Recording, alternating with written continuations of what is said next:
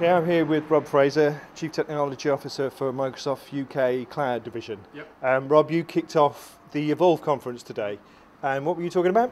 The talk was entitled A Rough Guide to Cloud Gaming. Cloud gaming is a term that's been around for a while, and we were just trying to come here with some scenarios and some examples of games and studios we've been working with in terms of just trying to illustrate what cloud gaming really means. And so your examples were?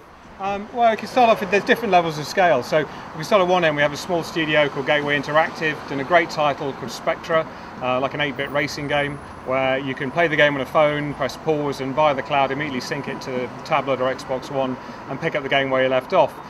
We had other games. We announced a game title this afternoon, Zoo Tycoon. Friends, which is a title which includes a whole lot of commerce and player management using the cloud for a mobile game. We have a studio called Age of Ascent working on a new kind of MMO game, massive multiplayer online game, where they're using the cloud to do new levels of scale. So in that game you can get thousands and thousands of players in the same game, all using the cloud on the back end. All the way up finally to examples like Titanfall, which is a game we obviously launched through Xbox One earlier this year, where we span up over 100,000 virtual machines in the cloud to support multiplayer engagement in that game. So wide range of different titles, all which you can lump under the term cloud gaming. So cloud, it's really, as you just said, it's all different areas. It's the back end, it's within the game itself, the game dynamics.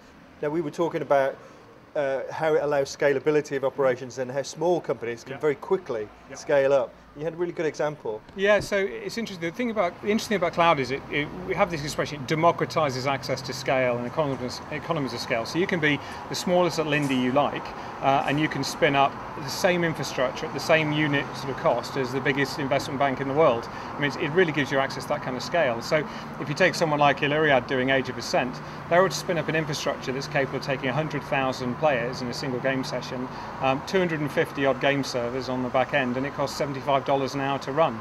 So it really is a very accessible kind of economic and business model for doing new things in gaming, just using cloud on the back end. Fantastic. So we're here at Develop. How important is it for Microsoft to be here?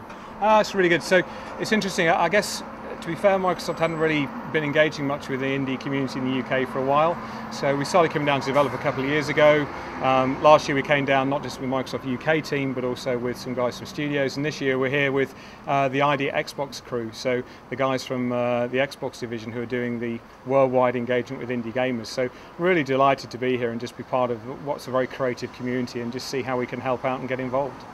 And ideal for you, what would you take away from this event? I like to say, last couple of years we've been here, we've met small studios where we decided to do great things with. So last year over a beer we met up with a chap called James from Illyriad, and he had this crazy idea to build this new scale of MMO game. So within weeks we had him in working in our technology centre trying to deliver that game. So my ideal takeaway from this week would be coming across a great studio with an idea that's just so crazy it might work, and we can put some effort into working with them to make it happen. That would be a great outcome. So any indie developers out there that are listening, there you go. This is the man to talk to. So Rob, just sum up for me of Develop and the importance of an event like this.